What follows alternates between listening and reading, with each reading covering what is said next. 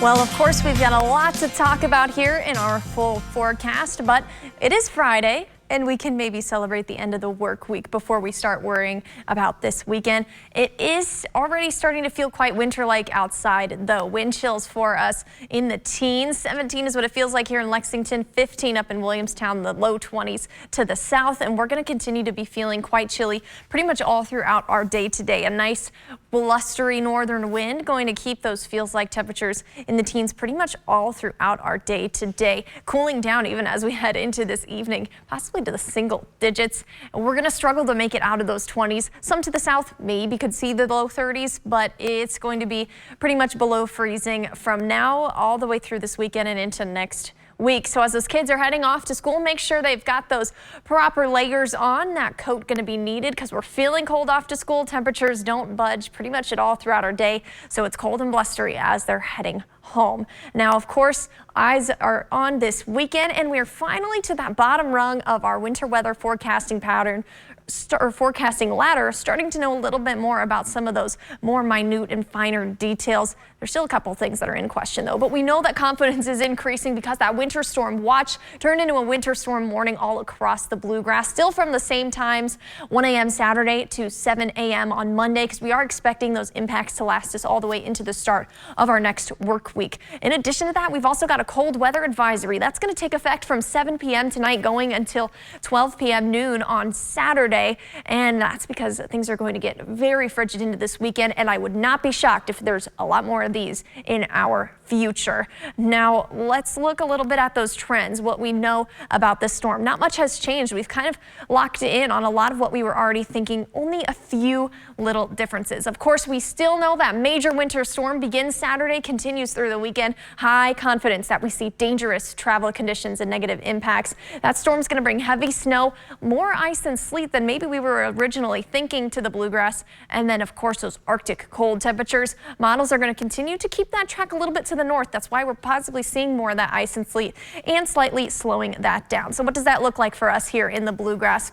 Well, looking at Saturday, we're going to get our first initial surge, looking to stay mostly snow for the bluegrass on our first day. Now, as we head into Sunday, things kind of maybe lightening up just a little bit, but we're starting to get that ice and mixed precipitation kind of surging further to the north, and that continues through Sunday. Our second round of that snowfall and heavy ice, sleet, snow, no matter what precipitation you're seeing, going to be heavy looking like through our day on Sunday, not letting up much at all. We finally start to see things clearing out as we head into our Monday. By Monday afternoon, we should be fully clear, but we're going to be seeing those cold Arctic temperatures sticking into the start of next week. Backing it up, though, to when that snowfall arrives, looking at here in the bluegrass, it's going to move in from southwest to northeast, and I'm kind of leaning towards some of these later time frames, but I still think that it's plausible early morning to mid-morning for farther to the south, Monticello, Williamsburg, kind of in that area where we've got London, Somerset, a little bit more towards the late morning, early afternoon